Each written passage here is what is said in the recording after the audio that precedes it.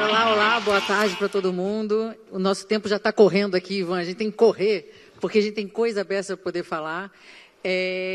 Eu já vou passar a palavra para eles se apresentarem e espero que vocês curtam bastante o papo que a gente tem por aqui. Ivan, se apresente. Boa tarde, pessoal. Obrigado, Paulinha. Quero agradecer. Primeiro, parabenizar o Fernando, todo o time do Sport Summit. Terceira edição, feliz de estar aqui na terceira edição. Evento que cresce a cada ano, adoro e sou entusiasta de eventos que enaltecem a nossa indústria e faz a gente se reunir. E feliz de estar aqui na terceira edição. Eu acho que também feliz de dividir o palco com tantos craques e amigos.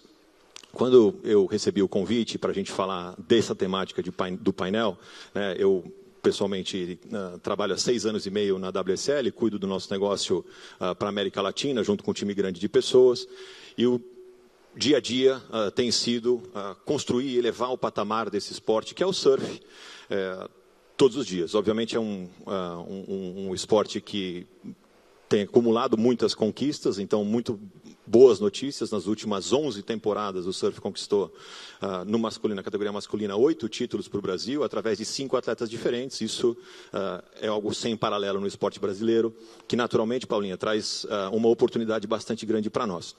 Eu acho que a diferença, quando a gente pensa no fã, o brasileiro adora ganhar. Todo esporte que ganha, obviamente, ocupa um espaço. Mas esse espaço, normalmente, ele tende a ser perecível, vamos dizer assim. Ele tende a ser temporário, tem aquela tensão e depois aquela tensão tende a diminuir.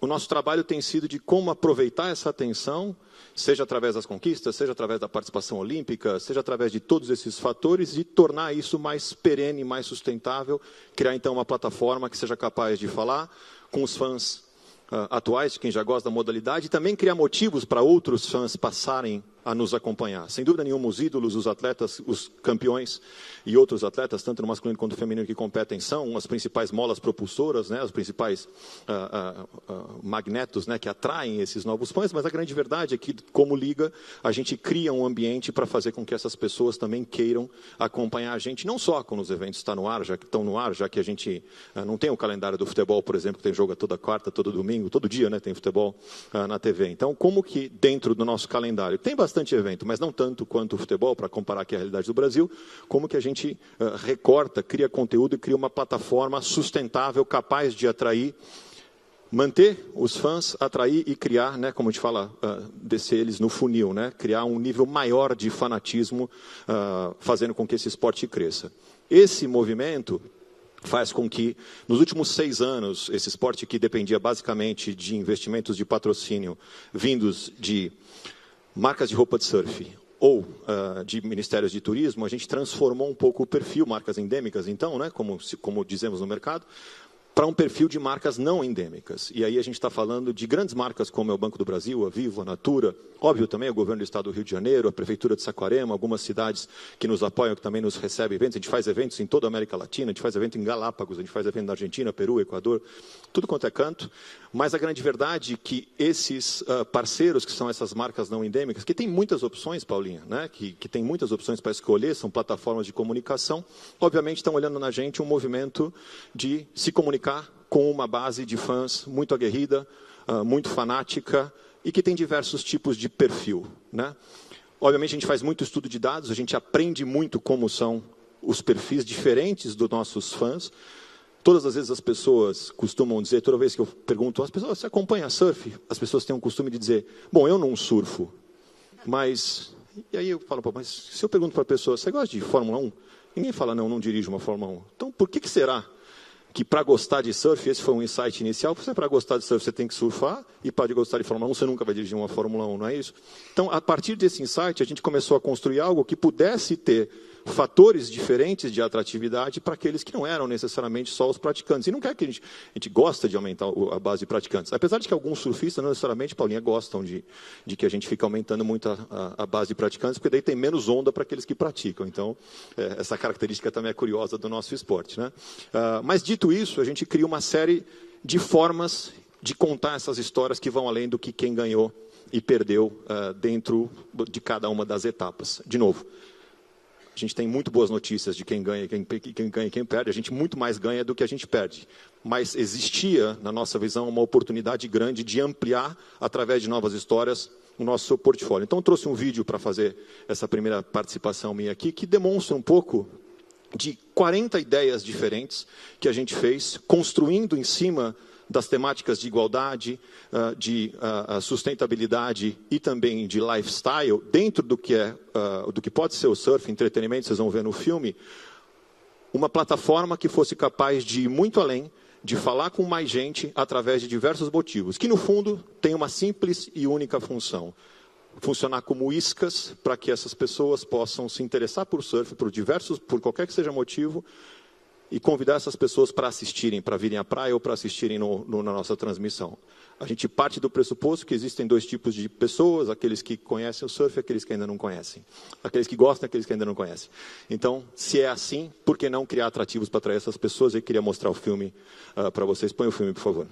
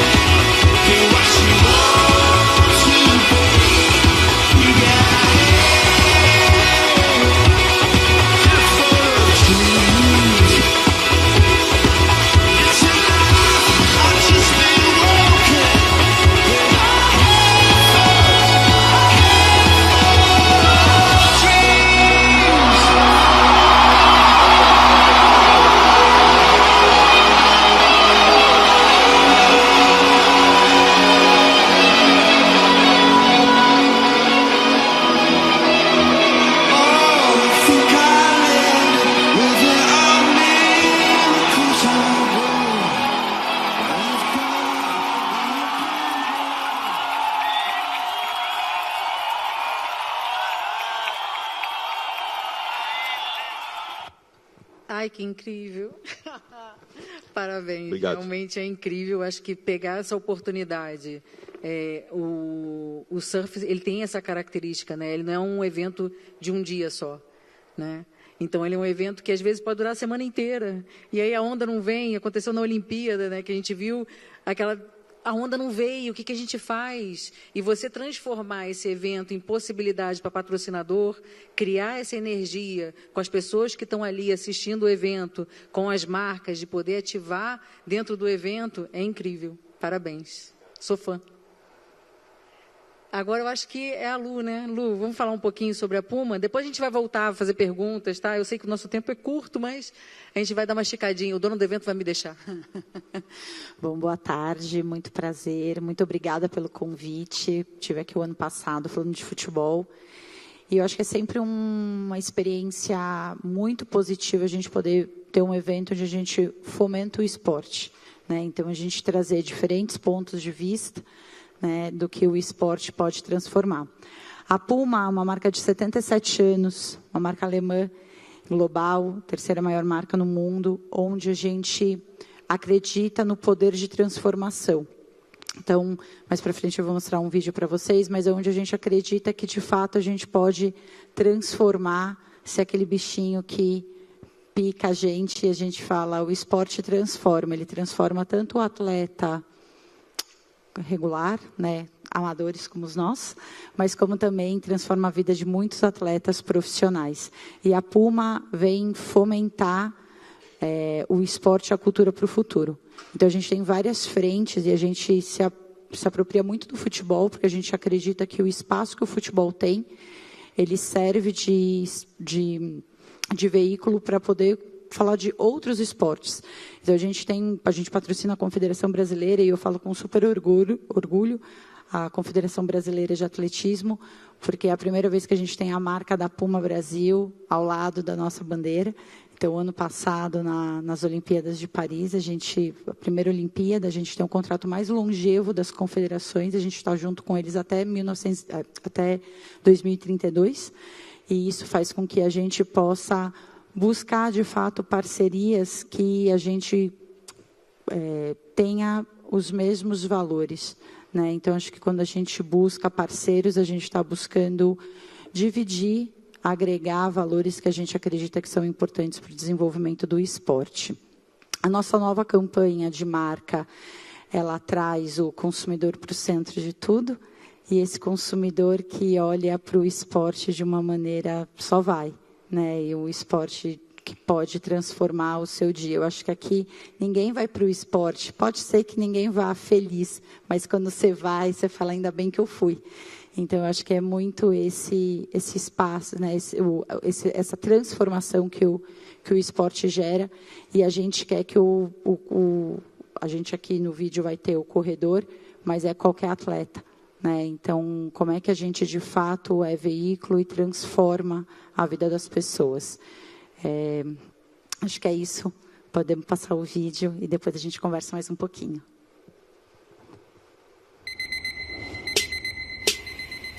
I was gonna sleep in late, but then I got high.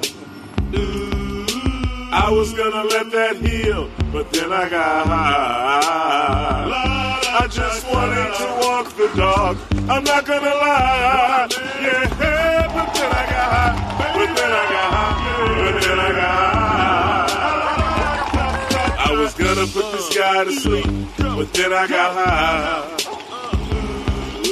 I was gonna text my ex, but then I got high. I was gonna drive to work, I'm not gonna lie. Yeah, but then I got high, but then I got high, but then I got high. Da, da, da, da, da, da. La, da, da. Yeah, because I got high, because I got high, because I got high. Muito legal, eu estava conversando com você lá na entrada, né? Acho que essa campanha da Puma, ela mostra muito a nossa realidade, né? Eu me vejo nesse vídeo porque eu sou corredora, eu gosto de correr, e dizem que na corrida é o único esporte que você omite uma lesão para continuar correndo, né? É o único, porque o resto você, não, estou com dor no joelho, não vou jogar futebol, ou então estou com... Na corrida não, você está com dor no joelho, mas você vai correr no dia seguinte. Então, essa endorfina que a gente sente depois no final, e eu acho que é isso que vocês tentaram trazer aqui, Sim. De tentar atingir as pessoas do dia a dia, ela é muito importante para poder fazer essa conexão. Eu acho que hoje que a gente vive nessa era da atenção, eu acho que a gente só de fato tem a atenção dos consumidores quando a gente é legítimo e a gente consegue gerar alguma conexão emocional. Acho que a gente é muito feliz, e acho que como o Ivan fala, hoje eu consigo trazer marcas que não são necessariamente ligadas ao esporte, porque o esporte ele tem esse poder de conectar, mesmo você não sendo um surfista, mesmo você não sendo um jogador de futebol.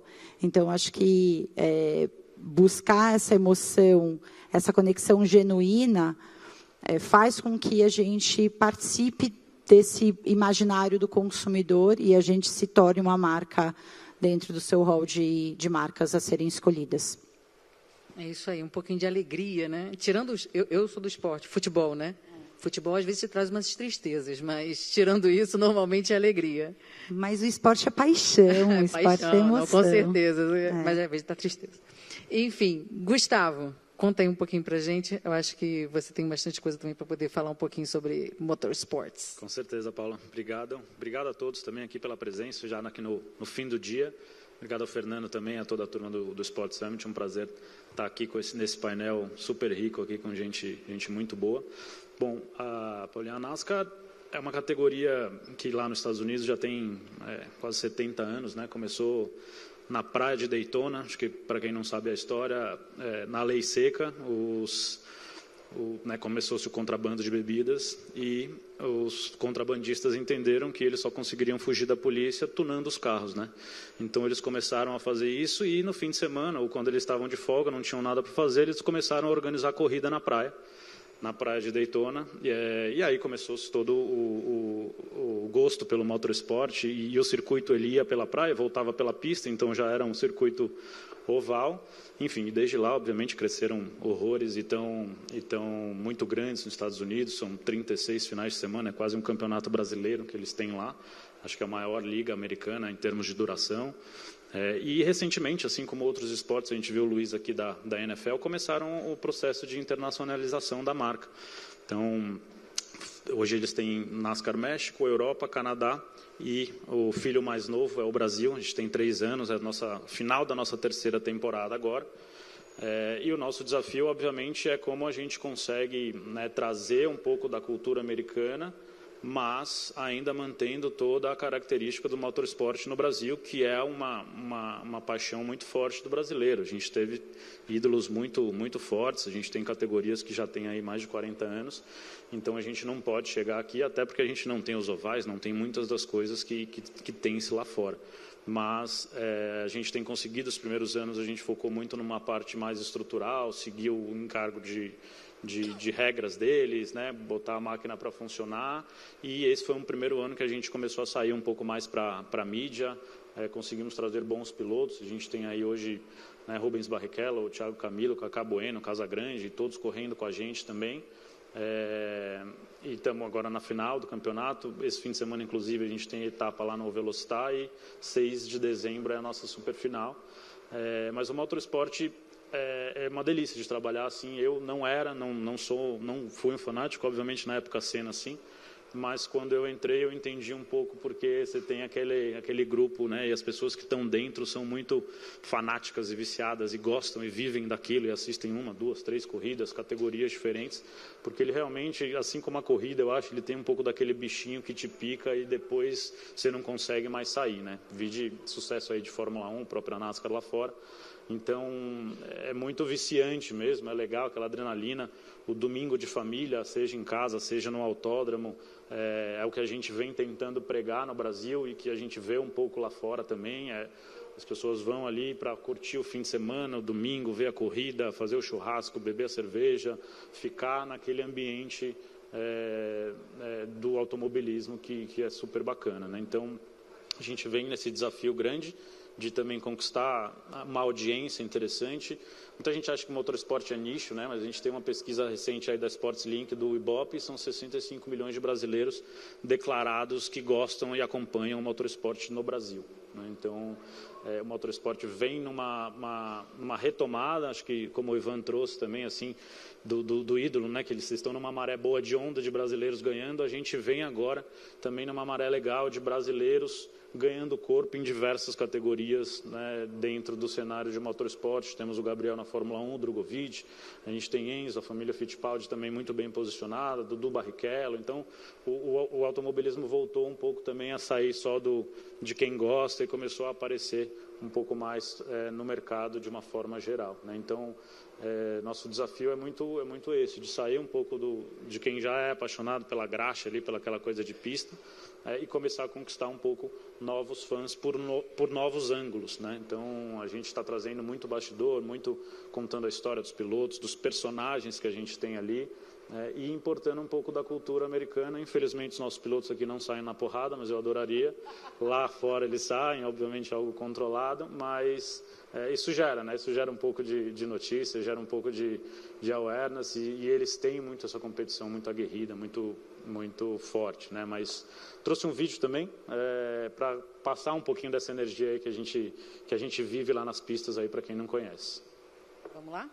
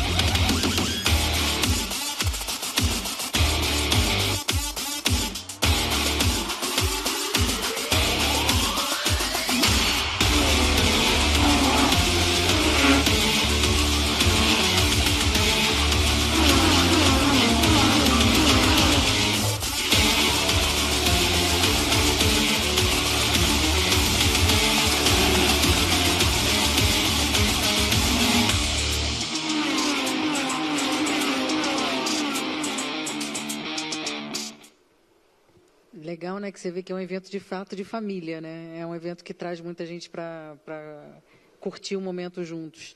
E uma coisa que você falou, que eu acho que também traz muito com o pessoal da WSL, é a produção de conteúdo dos fãs, né? Os fãs hoje produzem muito conteúdos para vocês. Vocês, apesar de terem que toda hora tá produzindo coisas, mas os próprios fãs, eles produzem, né? Sim, sim, bastante. Acho que todo mundo hoje, né, adora, e o automobilismo ele tem um pouco esse apelo visual, acho que vocês acabaram de ver, né? Então, a gente tem, durante o nosso evento, marcação de @, de hashtag, é muito grande mesmo, as pessoas, a gente estimula muito isso também, cria cenários e momentos para a gente fazer. Então, o fã que vai, ele está perto do piloto, que é uma característica muito forte da NASCAR, é trazer o piloto para perto, aproximar, mostrar para o piloto ali que esse cara é o que faz você estar aqui hoje correndo, né? Então, ele que é teu fã. Então, você deve satisfação a ele, vem aqui, dá autógrafo, tira foto, né, gera conteúdo. Então, a gente cria também muitos momentos para isso e é o que propicia, né, é o que propaga um pouco essa emoção do intangível. O que eu chamaria de match day, né, seria uma hospitalidade, né? Vocês criam esse ambiente para que a torcida possa participar dentro. Exato. Eles entram no carro, por curiosidade? Não, no carro não. A gente tem a experiência de volta rápida também, que é super exclusiva, e eu brinco muito que é como pular de paraquedas, aquela coisa mergulhar com o barão, que você sai arrepiado e meio uma coisa que você vai fazer uma vez na vida. Então, sugiro e recomendo a todos que façam, que você acha que o carro é rápido, mas quando você senta lá e dá a primeira acelerada, você dá uma assustada. Eu quero. Está convidadíssima, todos aqui estão. Então, gente, só para poder continuar um pouquinho no nosso painel, depois eu não sei se a gente vai ter muito tempo para perguntas, mas eu estava brincando lá fora que aqui a gente tem as ligas, né, que Botafogo, WSL e NASCAR. Temos a marca, a Puma, e nós temos o cérebro, né? A pessoa que pega todos esses dados que a gente gera, ele coloca tudo num lugar e transforma aquilo em poder para a gente, né? Porque com isso a gente pode fazer muita coisa. Conta um pouquinho para a gente, Thiago. Eu acho que, bom, primeiro é um privilégio estar nesse painel aqui, né? De ouvir falar de esportes tão importantes hoje no Brasil. O automobilismo é a história que a gente tem, né? Surf agora fazendo história, né? E a gente falou aqui de corrida, falamos de futebol, um pouco antes nos bastidores. Então, quando a gente olha, né, só aqui nesse painel, quantidade de esportes, quantidade de fãs, quantidade de momentos que a gente está falando aqui, já ocupa um calendário inteiro. Então, acho que hoje um gestor de marca, e eu fui gestor de marca há muito tempo, depois posso contar um pouquinho, tem hoje, no mínimo, o dever de olhar para esporte. Então, eu sei que, né, tu vai falar com os teus clientes lá, hoje eu fico impressionado quando a gente vai falando com alguém, não, a minha marca não faz esporte. Não existe outro fenômeno cultural tão impactante, tão marcante na cultura popular do mundo hoje. Né? Ok, música, entretenimento, mas todos esses outros elementos acabam passando pelo esporte. O principal filme do ano, em termos de bilheteria no mundo, é o filme da Fórmula 1. Então, quando a gente começa a ver o poder do esporte, quando ele multiplica através de todos os elementos culturais, não tem nenhum outro assunto que é do primeiro ao último dia do ano, que gera conversa imediata, que gera atenção nos meios de comunicação. Que outra coisa a gente para com o horário pré-determinado? Tenta dizer para um adolescente. Não, na verdade, tem que parar na frente da televisão em tal horário para ver. Só o esporte acontece isso, né? Que tem horário marcado, as pessoas têm que mudar, têm que se programar, né? E para poder assistir. Então, acho que a primeira questão, né, para gestores de marca tem que olhar para o esporte. Pode ser que não seja para a sua marca, mas pode ser que seja, não dá para não olhar. O segundo elemento que eu acho crucial hoje para gestores de marca é, antes de olhar para o esporte, olhe para si mesmo. Quem é o seu consumidor? Põe o consumidor no centro da conversa. Ao entender o que são os elementos para o seu consumidor, para o seu cliente, o torcedor, o nome que a gente quiser dar, dependendo da indústria, né? Tem que saber o que é importante e qual é a narrativa da sua marca. Eu uso um exemplo, por exemplo, de uma marca de cosmético americana que desenvolveu uma tecnologia de maquiagem que não borra com suor. Onde é que tem 1000 maneiras de explicar isso? Como é que foi feito? Em cima de atletas que estão praticando, está ao vivo na televisão, em qualquer celular, em qualquer iPad. Qualquer pessoa pode ver que a atleta está super maquiada, joga, corre, salta, e a maquiagem está perfeita. Não precisa outra explicação, talvez outra forma de comunicar, vai ter que explicar, não sei o que. Ali está explicado. Então, acho que o esporte é essa principal alavanca hoje que todas as marcas devem, no mínimo, olhar, estudar, considerar. Né? Então, dito isso, Depois é olhar os diferentes formatos. A gente falou aqui, né, de geração de conteúdo, formato, é ao vivo, é para ver depois. Hoje, a geração de consumidores que está entrando no mercado são consumidores digitais nativos, né, que eles querem ver, não importa o formato, não, eu quero ver de pé, eu quero ver deitado, o telefone assim, eu quero ver quando eu entrar no jogo, eu quero ver o que aconteceu até agora. Então, obriga e dá muita oportunidade para a marca criar suas histórias e inserir-se nesse contexto. Uma coisa que eu converso muito, e foi um pouco a minha experiência trabalhando em marcas, é agregue valor ao que está sendo conversado. Porque a conversa natural é em cima do Medina, é em cima do Rubinho, é em cima do Neymar. Essa é a conversa natural. São as histórias humanas que interessam. Então, como que a marca vai se inserir nesse contexto de conversas, histórias humanas, é a superação, é esse. Uma marca, eu me lembro, eu comecei minha vida em agência, aquela velha discussão do tamanho do logo. Lembra dessas conversas?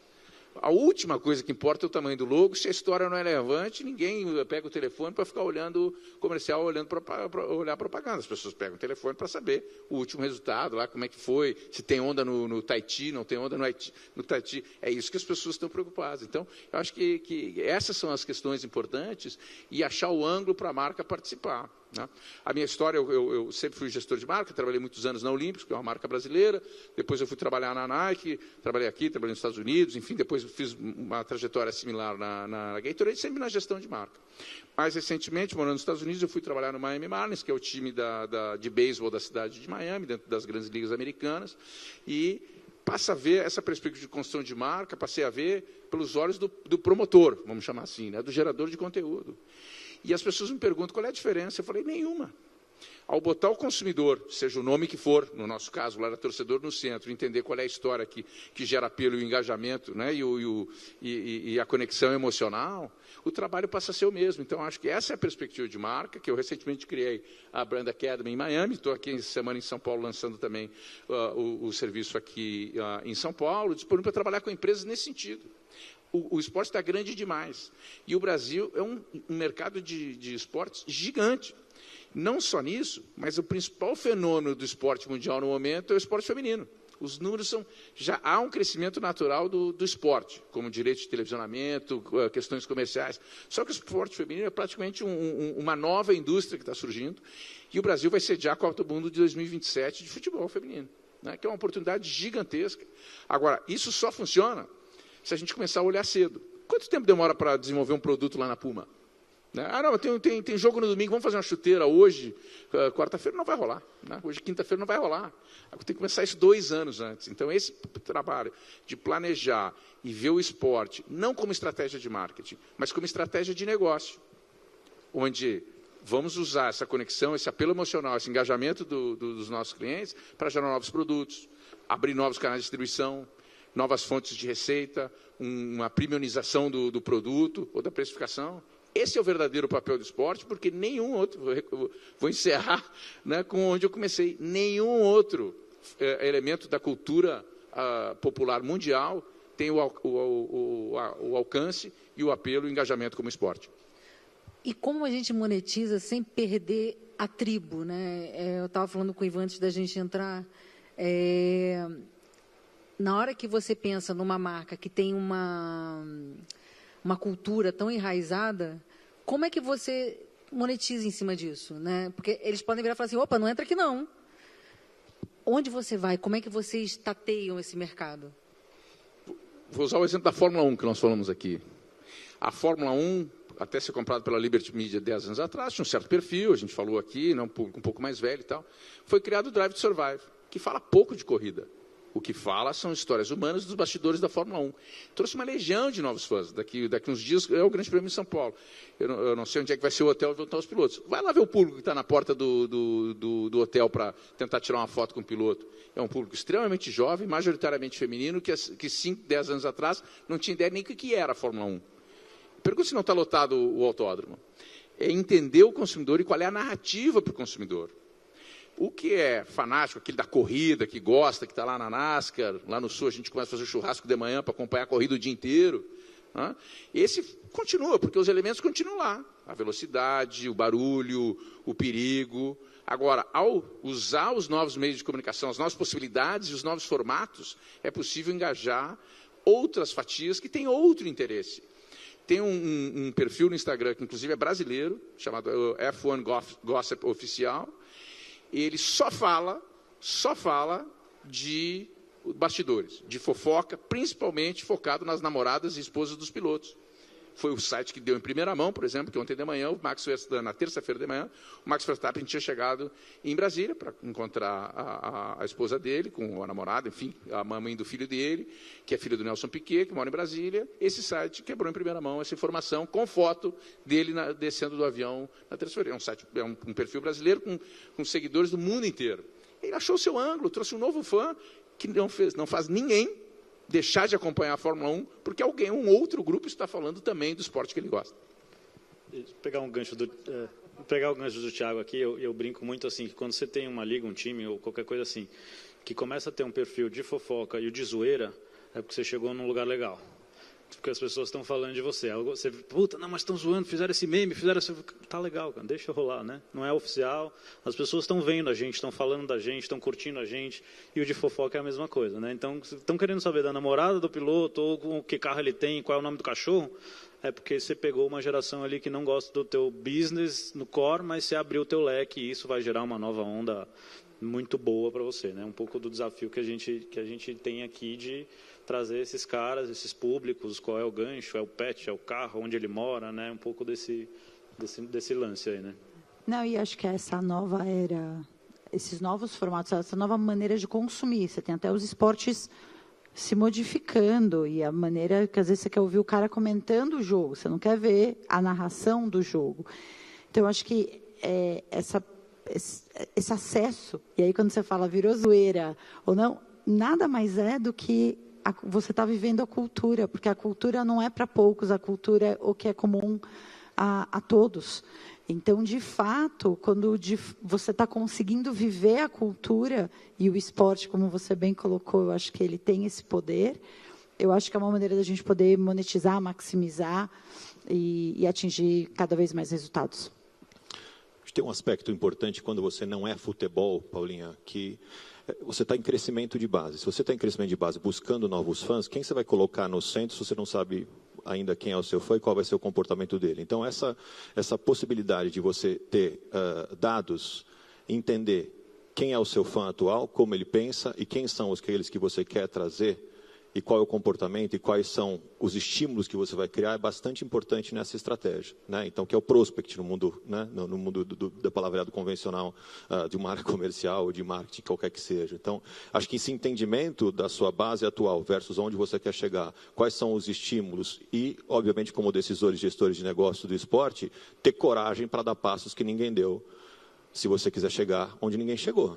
Provavelmente, quando você cria algo novo, você vai, daquele teu núcleo core, tem gente que gosta e tem saudade do Maracanã com visão parcial. Não tem gente? Tem gente que gosta, vai falar, isso reformou, ficou horroroso, eu gostava do Maracanã antigo.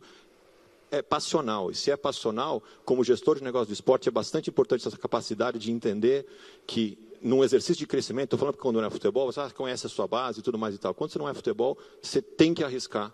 É mais emocionante, digamos assim, e você tem que tentar coisas novas para atingir resultados diferentes, senão você vai ficar na mesma.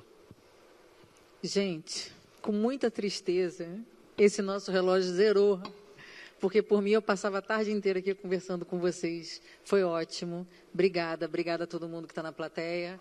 Espero que vocês tenham se divertido. Obrigado, pessoal.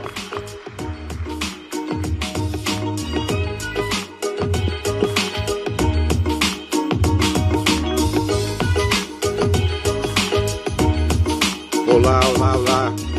Que painel pesado, hein?